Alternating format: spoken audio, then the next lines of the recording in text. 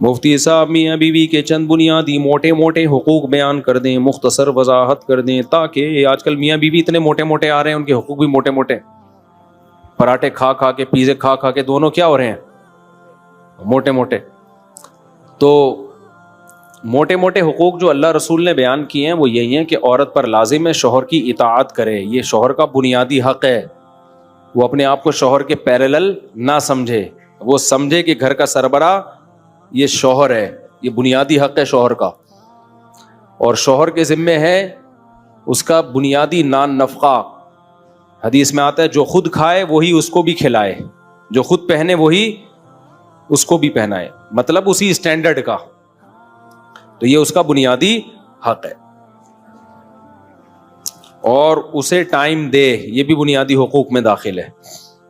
شادی ہو گئی, اس کے بعد مارکیٹ سے بندہ شارٹ, 12 بجے تک گٹر کے ڈھکن پہ بیٹھا رہتا ہے دوستوں کے ساتھ, 2 بجے تک, پھر آتا ہے منہ ادھر کر کے سو جاتا ہے, پھر صبح اٹھ کے آفس چلا جاتا ہے.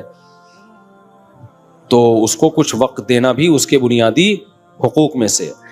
اچھا, جب میں ایسی بات کرتا ہوں تو دل جلے بھی ہوتے ہیں. جب میں نے بیان میں بات کی ہے نا بیوی کے حقوق کی, تو کچھ دل جلے شوہروں کے غلط کمنٹس آ رہے ہوتے ہیں. جب بیان میں بات کی ہے شوہر کے حقوق کی, کل دل جلی بیویوں کے غلط کمنٹس آ رہے ہوتے ہیں. تو بھائی ہر کسی کو غلط شوہر ملتا ہے, کسی کو غلط بیوی ملتی ہے, تو سب ایک جیسے تھوڑی ہوتے ہیں. ہم تو جنرلی اصول بیان کرتے ہیں نا.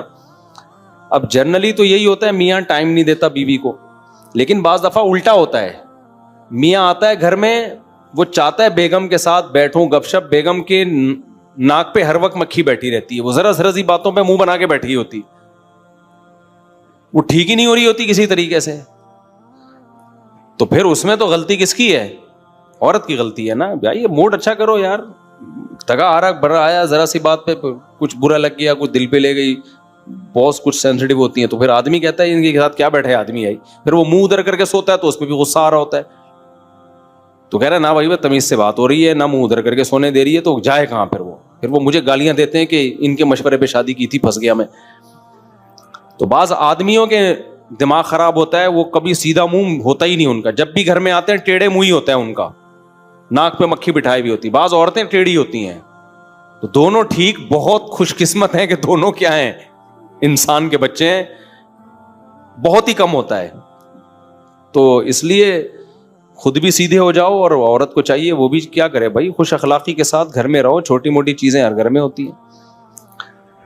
بیسک یہی ہے کہ بس وہ اس کو چاہیے پراپر ٹائم دے, اور تمیز سے بات کرے, بیگم کی عزت کرے, اس کو محبت سے بات کرے. اور اس کو چاہیے اطاعت کس کی کرے, وہ منع کر رہا ہے کسی چیز سے تو چونچرا نہ کرے, کیوں بس منع کر دیا, شوہر نے بول دیا, ختم. نہیں بھائی, آپ میرے بڑے ہیں, آپ نے آرڈر کر دیا, میرے لیے یہ کافی ہے. اور شوہر آرڈر والا لہجہ بھی اختیار نہ کرے, باندھی تو نہیں ہے نا, ہے تو بیوی, رسپیکٹ کے ساتھ اس کو محبت سے کہہ دیا کرے, بیگم کائنڈلی یہ چیز مجھے بری لگ رہی ہے, کائنڈلی آپ ایسا نہ کریں, آپ یوں کہہ دیں, یوں نہیں کرو, یہ نہیں کرو, وہ نہیں کرو, یہ طریقہ ٹھیک نہیں ہے. ہوگا پھر بھی کچھ نہیں. نصیحتیں جتنی مرضی کر لو, ہونا وہی ہے جو ہو رہا ہے گھروں میں. زندگی کی گاڑی ایسے ہی چلتی ہے بس. مفتی صاحب میں نے تیسری شادی کی ہے, میری بیوی نے میرا جینا حرام کر رکھا ہے. وہ آئے دن لڑتی ہے اور کہتی ہے کہ یہ تو گھر آ, تجھے پنکھے سے باندھوں گی, تیرا وہ حشر کروں گی. میں کیا کروں, گھر ہی نہیں آؤ, گھر میں پنکھا نکلوا دو, اے سی لگوا دو, کس سے باندھے گی, رسیاں ختم کر دو گھر میں. بھائی یہ دوسری تیسری شادی کے سائیڈ افیکٹ ہیں, بس اس کو انجوائے کرو, خود ہی صحیح ہو جاتے ہیں حالات. ان کی کوئی وہ نہیں ہوتی کہ اس طرح سے ٹھیک ہوں گے. بس یہ ٹائم بہترین مرہم ہے, اس میں بس جذباتی فیصلہ مت کرو. لوگ ایک دم غصے میں جذبات میں آ کے دھڑ طلاقیں, یہ جنگلیوں کا کام ہے, سمجھتے ہو. جب شہد کی مکھی سے ڈائریکٹ چھتا لگا کے منہ لگا کے شہد پیو گے تو مکھیاں کاٹیں گی. انجوائے کرو اس کو.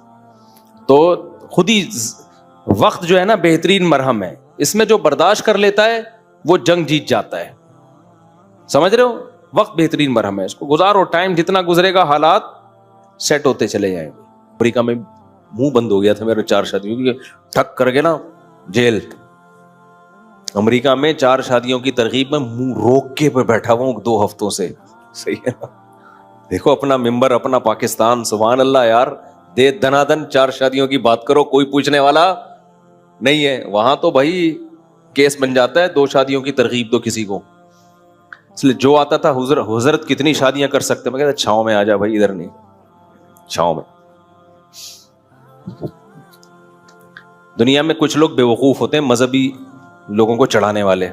وہ کہتے ہیں ڈنکے کی چوٹ پہ حق بیان کرو جہاں بھی ہو. یہ دنیا میں اس سے بڑا بے وقوف کوئی پیدا ہوا ہی نہیں ہے, جو موقع بے موقع ہر بات پارسل کر دیتا ہوں. سمجھتے ہو, تبلیغ کا کبھی بھی یہ اصول نہیں ہے کہ ڈنکے کی چوٹ پہ جو چاہے بول دو. تبلیغ میں ہمیشہ حکمت مصلحت دیکھی جاتی ہے کہ یہ بات یہاں بولنے کی, میں بول دیتا, نکال لیتے, تو جو بولنے کی اور چیزیں تھی وہ بول پاتا. جب ایک بات یہاں بیٹھ کے بول سکتا ہوں تو مجھے کیا ضرورت ہے میں وہیں جا کے ممبر پہ بولوں. جا کے ان کو میں بولوں چھاؤں میں آ جاؤ یا الفلاحیہ آ جانا, یہی بولوں گا, اس کے علاوہ کچھ نہیں بولوں گا.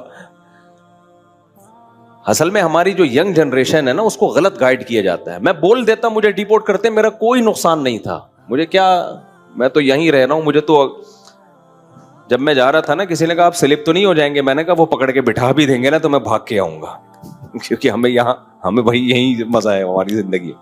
ہماری مرغیاں یہاں انڈے دے رہی ہیں, وہاں انڈے بولو نہیں دے رہی.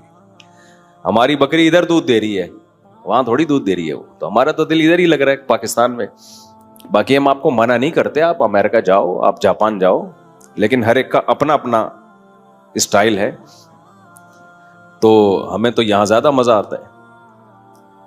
ملک وہ بھی بہت اچھا ہے بھائی, بلکہ بہت چیزوں میں زیادہ ہی اچھا ہے. تو لیکن ایک اصول ہمیشہ یاد رکھو, حق بات چھپانا, غلط بیانی کرنا اسلام میں حرام ہے. کسی کے ڈر سے آپ غلط مسئلہ نہیں بتا سکتے. خوب سمجھ لو کہ گورنمنٹ کا خوف تھا یا آپ کو کوئی اور ڈر تھا تو عالم نے مسئلہ ہی غلط بتا دیا, یہ ناجائز ہے. خاموشی اختیار کرنا یہ جائز ہے کسی مصلحت کی خاطر. سمجھتے ہو, یہ حدیث سے ثابت ہے. تو بے موقع بات, وقت بے وقت بات کر کے ایسی بات کرنا جس سے کوئی فائدہ نہ ہو, نقصان اس کا زیادہ ہو, تو یہ جائز نہیں ہے. ایسی تبلیغ, خاموشی اختیار کرنا جائز ہے, اور یہ حدیث سے ثابت ہے.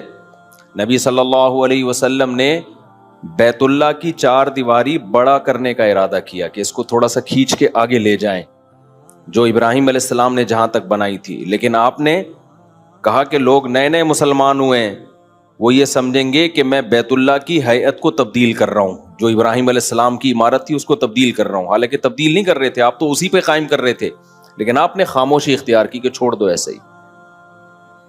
لوگ کنفیوز ہوں گے, کیوں؟ کلم الناس علی قدر عقولہم, لوگوں سے ان کی عقل کے حساب سے بات کیا کرو. کچھ باتیں ٹھیک ہوتی ہیں لوگوں کی مینٹل لیول سے اوپر کی. اب نبی صلی اللہ علیہ وسلم حکم دیتے کہ بیت اللہ کو حتیم تک لے آئیں, حتیم تک. تبھی ہم طواف حتیم سے باہر سے کیوں کرتے ہیں, پورا بیت اللہ کور ہو جائے. تو آپ اگر حکم دیتے تو جو پرانے صحابہ تھے جن کا ایمان بہت مضبوط تھا وہ تو دل و جان سے مان لیتے. جو نئے نئے لوگ مسلمان ہو رہے تھے, ابھی اسلام پر ان کو 100% اطمینان نہیں تھا, وہ شک میں پڑ جاتے کہ بھائی یہ تو صدیوں سے جو کعبہ چلا آ رہا ہے اسی کو کیا کر رہے ہیں, چینج. اور ایک ابراہیم علیہ السلام سے ان کو محبت بھی تھی, تو کون ہر ایک کو جا کے سمجھاتا نہیں بھائی اصل میں وہ تھا یہ نہیں تھا. تو آپ نے فرمایا چھوڑو, ایسے ہی رہنے دو اس کو. کیوں؟ طواف جو ہے وہ تو پھر بھی ہو ہی رہا ہے نا, پورا وہ تو مکمل ہو رہا ہے, کوئی شرعی مسئلہ تھوڑی اس سے فرق پڑ رہا ہے اس سے. آج تبلیغ میں اس بات کا لوگ خیال نہیں کرتے کون سی بات کدھر کہنے کی ہے اور کون سی بات میں کہاں خاموش رہنا. آپ باپ کو تبلیغ کرنا شروع کر دو, ابا یہ کیا کرو, ابا یہ کیا کرو, ابا کو غصہ آ رہا ہے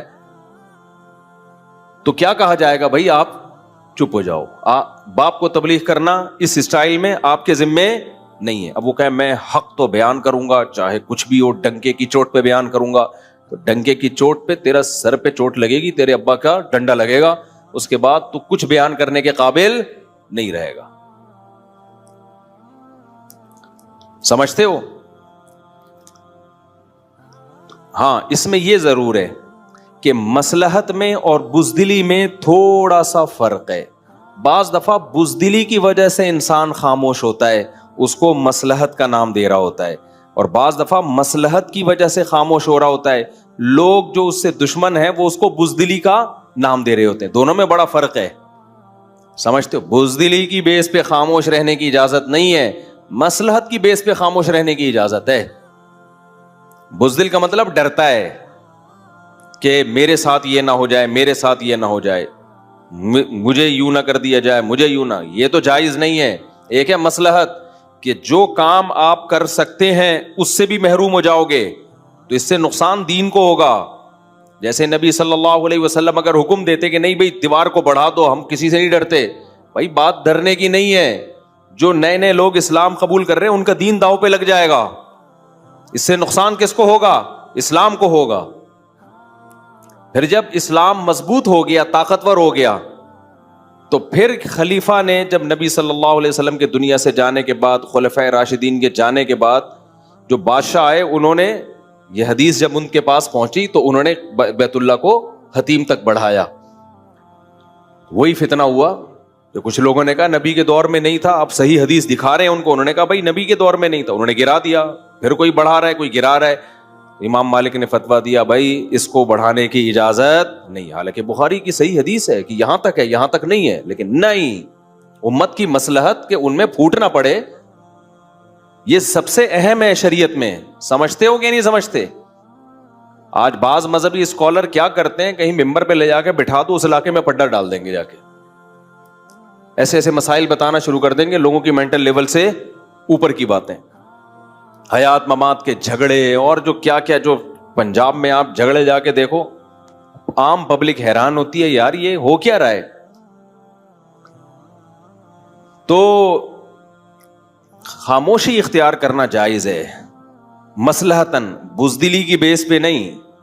واقعی مصلحت ہو لیکن غلط بیانی شریعت میں جائز بولو نہیں ہے. اور دوسری بات, مصلحت اور بزدلی میں باریک لائن ہے. بعض دفعہ مصلحت ہوتی ہے, لوگ اس کو بزدلی سمجھ رہے ہوتے ہیں کہ یہ مولوی ڈرتا ہے. بھائی ڈرتا نہیں ہے, مصلحتاً خاموش ہے. کیوں؟ بہت ساری مصلحتیں ہو سکتی ہیں. تو لوگ کہتے ہیں ڈر گیا, ڈر نہیں رہا ہوتا وہ. اور بعض دفعہ ڈر رہا ہوتا ہے, اس کو نام کیا دے رہا ہوتا ہے؟ مصلحت کا. یہ بھی ہوتا ہے, اصل میں جو ڈر رہا ہے تو نام اس کو مصلحت کا دے رہا ہوتا ہے. تو یہ فرق کرنا صاحب حکمت کا کام ہوتا ہے. تبھی اللہ تعالیٰ نے قرآن میں جس نعمت کو سب سے بڑی نعمت قرار دیا ہے نا, وہ ہے حکمت. یؤتی الحکمت من یشاء, جس کو چاہتا ہوں حکمت دیتا ہوں. یہ حکمت یہی تو ہے کہ آپ کو پتہ چل جائے تکبر اور استغنا میں فرق, آپ کو تواضع میں اور احساس کمتری میں فرق پتہ چل جائے. استغنا الگ چیز ہے, تکبر میں انسان اکڑتا ہے, استغنا میں بھی اکڑتا ہے. لیکن استغنا کی اکڑ اللہ کو پسند ہے, تکبر کی اکڑ اللہ کو پسند بولو نہیں ہے. دونوں میں فرق ہے. ایک ہے تواضع, ایک ہے احساس کمتری. تواضع اللہ کو پسند ہے, بعض دفعہ تواضع نہیں ہوتی, احساس کمتری کی وجہ سے مرا جا رہا ہوتا ہے, زمین میں گڑا جا رہا ہوتا ہے. وہ سمجھتا ہے میں بہت متواضع ہوں. متواضع تھوڑی ہے تجھے تو تیرے اللہ جو اللہ نے صلاحیتیں دی ہیں کم بخت تجھے انہی کا ہی پتہ نہیں ہے, تو کچھ دنیا میں کر ہی نہیں سکتا. ابھی ان پہ میں تواضع کسے کہتے ہیں, احساس کمتری کسے کہتے ہیں, تکبر کسے کہتے ہیں, استغنا کسے کہتے ہیں, مصلحت اور بزدلی, یہ الگ الگ مستقل ٹاپکس ہیں. اترانا الگ چیز ہے, شکر گزاری الگ چیز ہے. بعض دفعہ انسان اپنی نعمتیں لوگوں کے سامنے بیان کر رہا ہوتا ہے, وہ اترا نہیں رہا ہوتا, وہ شکر گزار ہوتا ہے. یہ عمل اللہ کو پسند ہے, لیکن یہی بیان کرنا بعض دفعہ اترانا کہلاتا ہے, فخر کہلاتا ہے. یہ اللہ کو پسند نہیں ہے. تو صاحب حکمت بتائے گا کہ کس کا عمل تکبر اترانا ہے اور کس کا عمل شکر گزاری ہے. ہمارے حضرت مفتی رشید احمد صاحب جب آ کے بیٹھتے مجلس میں, تو جو آدمی ان کے مزاج سے واقف نہیں تھا نا, وہ جب اپنی تعریفیں کرتے تو نیا آدمی سمجھتا ان کے اندر تو بڑے اترا رہے ہیں, بھائی میرے اندر یہ خوبی, میرے اندر یہ خوبی, مجھے اللہ نے یہ دیا. تو وہ سمجھتے شو مار رہے ہیں. ہم چونکہ ان کی صحبت میں رہ چکے تھے, ہمیں پتا تھا شو نہیں مار رہے ہیں, ان کے مزاج میں شو ہے ہی نہیں. ان کے مزاج میں اللہ نے شکر گزاری کا جذبہ دیا ہے. نہیں یار یہ زیادہ پیچیدہ ہو گیا, اب دوبارہ آ رہا ہوں واپس, زیادہ گاڑا ہو گیا میرا خیال ہے بیان. تو یہ ہر چیز میں نا ایک الگ الگ ٹاپک ہے یہ. تو خیر میں جو مثال دے رہا تھا کہ ایک آدمی بیان کر رہا ہے 99 چیزیں غلط, ایک چیز صحیح, تو کوانٹٹی کے لحاظ سے غلط باتیں زیادہ ہیں, صحیح باتیں کم ہیں. دوسرا بیان کر رہا ہے 99 صحیح ایک غلط, تو لوگ دیکھتے ہیں یار 99 باتیں تو صحیح کر رہا ہے نا, چلو ایک غلط کر رہا ہے کوئی بات نہیں. بھائی یہ کسی کو جانچنے کا طریقہ بولو نہیں ہے. اسلام میں کوانٹٹی سے زیادہ ویلیو کس کی ہے؟ کوالٹی کی. اس کی دلیل کیا ہے؟ قیامت کے دن اعمال, گناہ اور نیکیاں گنی جائیں گی یا تولی جائیں گی؟ بولو بھائی, جو زیادہ نیکیاں لایا ہے جنت میں جائے, ایسا ہونا چاہیے, کیا خیال ہے؟ جو کم نیکیاں لایا ہے جہنم میں جائے؟ نا نا نا نا نا, اللہ نے کہا نہیں, زیادہ اور کم کی تو میں نے بات ہی نہیں کی ہے. یہ جو زیادہ لے کر آئے گا 99 نیکیاں اور ایک گناہ لایا تو 99 نیکیاں ہیں, چل بھائی جا جنت میں, ایک گناہ ہے تو چل بخش دیا. اور جو لایا 99 گناہ اور ایک نیکی, اس کو کہاں جانا چاہیے؟ بلکہ 51 نا. بھائی اللہ میاں یوں فرما دیتے کہ جو زیادہ نیکیاں لائے گا وہ جنت میں, جو زیادہ برائیاں لائے گا وہ کہاں؟ جہنم میں. یہ معیار ہونا چاہیے تھا نا. تو پھر جو 51 نیکیاں اور 49 گناہ لایا, اسے کہاں جانا چاہیے؟ میں منہ سے یعنی بول لیں چاہیے نا, 51 نیکیاں اور 49 گناہ, کیونکہ اس کی نیکیاں زیادہ ہیں, گناہ کیا ہیں؟ کم ہیں. تو جو اسکالر 99 صحیح باتیں کر رہا ہے, ایک غلط کر رہا ہے, اسے بھی جنت میں جانا چاہیے نا. کیا خیال ہے بھائی صاحب؟ میں کوئی چارٹرڈ اکاؤنٹنٹ کے ایکویشنز تو نہیں حل کروا رہا آپ سے بیٹھ کے نا, سیدھی سیدھی مثالیں دے رہا ہوں بھائی. تو جو 99 نیکیاں لایا ہو ایک گناہ, اسے کہاں جانا چاہیے؟ جنت میں, کیونکہ نیکیاں زیادہ ہیں, گناہ کیا ہیں؟ کم ہیں. لیکن اللہ میاں کے ہاں یہ معیار نہیں ہے. اللہ میاں نے یہ نہیں فرمایا جو زیادہ نیکیاں لائے گا وہ جنت میں, جو زیادہ گناہ لائے گا وہ جہنم میں. نا نا نا, اللہ میاں نے فرمایا فمن ثقلت موازینہ, جس کی نیکیوں کا پلڑا جھک گیا, وزنی ہو گیا, چاہے ایک ہی نیکی ہو. بعض دفعہ ایک ہی نیکی اتنی بھاری ہوگی, اور جس کے گناہوں کا پلڑا جھک گیا, پلڑے پر ہوگا, سمجھتے ہو, پلڑے پر ہوگا حساب کتاب. اب اس میں مبہم رکھ دیا کہ بھائی ایک گناہ ہو سکتا ہے وزنی بہت ہو سکتا ہے, وہی ساری نیکیوں کو کھا کے ختم, اور ایک نیکی ہو سکتا ہے ایسی خاندانی وزن ویٹ اتنا ہو کہ سارے زندگی کے گناہوں کو اژدہے کی طرح کھا کے ختم. تو اس سے پتا چلتا ہے بھائی جو اسکالر 99 غلط باتیں کر رہے ہیں, ایک صحیح کر رہے ہیں, تو اس کا مقابلہ اس سے نہیں کرانا جو 99 صحیح کر رہا ہے ایک غلط. نا نا نا, دیکھنا ہے کہ وہ جو ایک غلط ہے اس کا ویٹ کتنا ہے. اگر 99 صحیح ہے ایک غلط ہے, لیکن وہ غلط بہت وزنی ہے, تو وہ ایک غلط بھی اس اسکالر کے گمراہ ہونے کے لیے کافی ہے. تو جب بھی جناب غامدی صاحب کہیں نا کہ مشقت کی وجہ سے روزہ چھوڑ سکتے ہیں, تو ان سے بولے ٹھیک ہے سفر میں اگر ٹینشن نہ ہو تو پھر چھوڑ سکتے ہیں کہ نہیں چھوڑ سکتے. ابھی دیکھو ہوا کیا ہے, میں امریکہ سے آ رہا تھا نا, تو ہمارے ساتھ تھے ایک دوست میرے, میں نے کہا اس دفعہ ہم خاندانی روزہ رکھے گا سفر میں, خاندانی روزہ. انہوں نے کہا یہ کیا ہے بھائی؟ اب ہم امریکہ سے اڑے ہیں کراچی کی طرف, تو سورج کے مخالف سمت میں ہم جا رہے ہیں, سمجھ میں آ رہی ہے نا بات؟ سورج کے مخالف سمت میں, دن رات بہت اسپیڈ سے چینج ہو رہا ہے. میں نے کہا زندگی کا مختصر ترین روزہ رکھتے ہیں ہم, ثواب پورا ملے گا, گارنٹی ہے, ٹھیک ہے نا, کیونکہ دن بہت چھوٹا ہو رہا ہے نا.